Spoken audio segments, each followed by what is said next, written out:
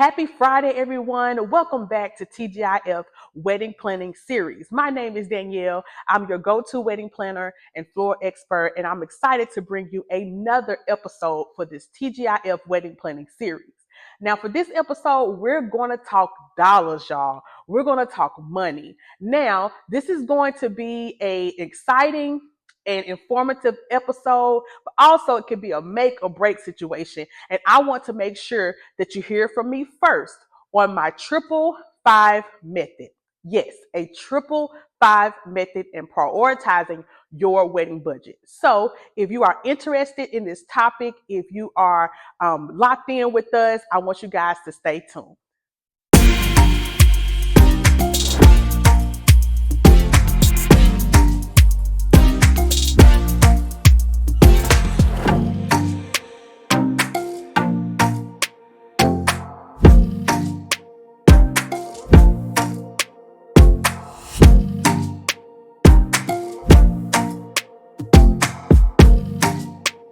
Now that you are locked into this week's episode, first we want to say congratulations to our newly engaged couples, especially if you got engaged in 2025. We want to say congratulations. And I know you are excited about this new journey that you're going to embark on, and we want to be here to help you. So I'm glad that you tuned in to this episode when we're talking about prioritizing your budget. Now, for my 555 method on prioritizing your budget, we're going to cover five top vendors that should be on the top of your list regarding your budget. Also, five mistakes that couples make when planning their wedding, and five money saving hacks on prioritizing your budget. So let's get into it. I wrote down some notes, y'all, so I can't miss anything. And I want you guys to pull out your notebook too. Pull out a pen and paper, pull out your phone. Just really get into this episode so that you don't miss anything, okay? All right, you guys, let's get into it. But before then, I'm going to give you a disclaimer. So I believe that this 555 method is going to work for any budget, whether it's 25K, 40K wedding, or 100K wedding. You can apply this method to any budget, okay? So the top five vendors that should be on your priority list in your budget, we're going to start with the first one, your venue. Your venue is going to set the tone for your overall planning. This is the place where you're going to have everything. So you have to ask a few questions. Will you have or can you have your ceremony and reception at the same venue? Do they provide tables and chairs, or if that's an extra cost? And also, do they provide other additional services, bartending services? So this sets the tone for everything when it comes to your overall budget. And this should cover about 40% of your wedding budget. The second vendor is your catering service. Now, your catering services should cover about 30% of your wedding budget. It will cover food, cocktail hour food, beverages, staffing. Some caterers provide bartending services and, of course, tableware. So you may be a bride or a couple who wants a traditional menu, two meats, two sides. You may want stations in your wedding reception, however you desire regarding your catering menu. You definitely should consider that to be about 30% of your overall budget. The third vendor is your photographer and videographer. And that should be about 15% of your overall budget. Now, they will cover capturing all your moments, y'all, from your pre-ceremony to your ceremony and to your reception. You want to make sure that you choose the right photographer and videographer for your day, because this only happens once, y'all. This only happens once, and you want to make sure that they capture your day the way you want it to be captured. Next one is booking your planner and coordinator. I'm a planner and coordinator, y'all, and it's important that you choose the right one for you that is going to reduce your stress, that's going to be an advocate for you, that's going to hold you accountable regarding your budget and provide the best resources for you. Now, this planner and coordinator is going to help you choose all of those vendors if you request, and just make sure that you get exactly what you need for your wedding day. The planner and coordinator should cover about 10% of your overall budget. Now, the last vendor is your entertainment, okay? That includes your DJ, your live band, if you're going to have a soloist. All those things are included into your entertainment, and that should cover about 10% of your overall budget. Now, this is going to make or break how much fun you're going to have at your wedding. It's going to keep up the energy.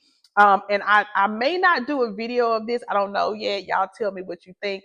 But there will be a difference between a club DJ and a wedding DJ. Okay, I'm not gonna get into it. I'm not gonna get into it today, but we'll get into another episode. Okay, so let's focus. The fifth vendor is your entertainment. Okay, so we just covered all five vendors. So your venue, your caterer, your photographer, videographer, planner, and entertainment. Now, I know this is the 555 method, but I want to give one more, which is your bartender. Your bartender could be a separate vendor outside of your caterer, outside of your vendor. And you want to make sure that's about 5% of your overall budget, and choosing a bartender who's going to supply those drinks for you, who's going to really listen to your needs, provide those favorite drinks for you, and really have the party going. Okay. So I gave y'all an extra one, okay? So don't forget those top 5 vendors that should be on your list. All the other things should definitely come after these top 5 vendors when it comes to prioritizing your budget. Next, let's talk about those 5 key mistakes that couples make when they're planning their wedding. And I want to show you what those mistakes are and how you can avoid them. Okay, so let's get into this. Take some notes on this. So the first mistake is not setting a realistic budget. Now, you go into this wedding planning process, you're excited, you're ready to get something started, but you haven't set a budget. How much can you really spend on your wedding? How much is going to be contribute to your wedding? So you need to make sure you set a realistic budget. And it hurts because you are likely to overspend in different areas of your wedding, overly committing, and then you can't afford your wedding. It does result into people having to postpone or cancel sometimes when they don't set a realistic budget for their wedding. At least a year or two to save for your wedding. Do that. I would rather you save for your wedding than jump into this thing and not understand how much money it really takes to plan a wedding. Okay, that's just a side note. The second mistake is underestimating extra cost. Now, this comes to taxes that are added to the vendor services, any service cost, any overtime fee, if you need to book the venue for additional time, if you need to rent some additional tables and chairs, all this is really hidden or extra cost. And you need to make sure to leave a little room, a little cushion in your budget for these extra costs. The third mistake that couples make is spending too much money on one item. Now, I know that before, especially when you just got engaged, you've been dreaming about this day your whole life. Your first thing to do, I know, as brides, is to buy that dress. Hold your horses. Don't do that. Go back to the first 5 things that we talked about, with which is your vendors. Don't book your dress yet. Get those vendors locked in, and then we work on the dress. And that's just one example when it comes to spending too much money on just one item. Other things that you can spend too much money on is your food, or spend too much money on your bartending. Just every little thing can really make or break your budget and not really getting the things that are really, really important to you. The fourth mistakes that couples make is failing to track your expenses. So first, setting a realistic budget, but if you have to create like an Excel spreadsheet or use a software service to help you track your expenses. How much did you have to pay? What's the deposit for each vendor? How much you owe?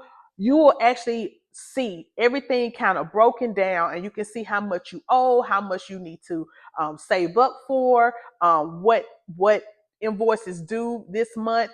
Make sure that you track all of your expenses. Keep your receipts, keep your contracts, make sure you have them handy, because that could be a really big mistake when prioritizing your budget. And the final mistake is inviting too many guests. Y'all, everybody doesn't need to come to your wedding. Okay. And it will definitely make or break your overall planning when you have way too many guests and you can't afford them.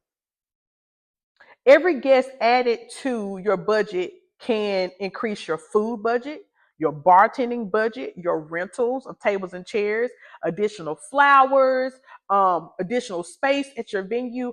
All of that could really just again make or break your wedding budget because you invited too many guests. Ways you can fix that is I talked about it on the I believe on the last episode is create you a list and a B list. Now that A list is going to be people that you must have at your wedding, your closest family, your closest friends, they have to be there. And that B list could be your coworkers or colleagues from college or classmates from high school. Those are people that I'm not quite sure if they can come, but only if my budget allows. Okay. So don't forget to create that A list and that B list. All right. So we just covered those 5 mistakes that couples make, and I'll run through it again. Not setting a realistic budget, underestimating hidden or extra costs, spending too much money on one item, failing to track your expenses, and finally inviting too many guests. Lastly, before we close out this week's episode, let's discuss those 5 money saving hacks in prioritizing your budget. Now, I think this will definitely help you reduce some stress. It will help you put some things in priority and also help you save some money. So let's cover the first one. Set clear priorities. Set clear those things that you really want to have at your wedding. Now, we just talked about those top 5 vendors that should be on your list, but also narrow that down to the top 3. What means the most to you? Is it the photographer? Is it your venue? Is it your planner or coordinator? What are those things that means the most to you? And focus on those top 3 things. Your second hack is to trim that guest list. Again, we talked about this. You don't need everybody to attend your wedding. So if you have 200 guests, then trim that down to 125. Create that A list and that B list, y'all, to help you trim down that guest list. It will definitely cut your budget in half when it comes to your food and to your bartending and to your decor. So make sure you trim that guest list. Your third money saving hack is to get married during off season or that off peak season of the year. So with the wedding industry, the off season happens between January and March. And it's the beginning of the year and also during the weekdays. So if you have a desire and you are flexible of having your wedding during the week or on Fridays or Sundays, most venues and planners offer a discounted cost just to have your wedding early in the week or on a Friday or Sunday. So that's definitely a good tip on saving some money. The fourth money saving hack is to discuss having a buffet or family style catering services. Now, if you have a plated dinner type of a reception, that could cost a little bit more because you are paying more for servers, you're paying more for cleanup. And with the buffet style, it's more traditional, but also it helps you save a little money because you don't need as many servers doing that catering portion of your reception.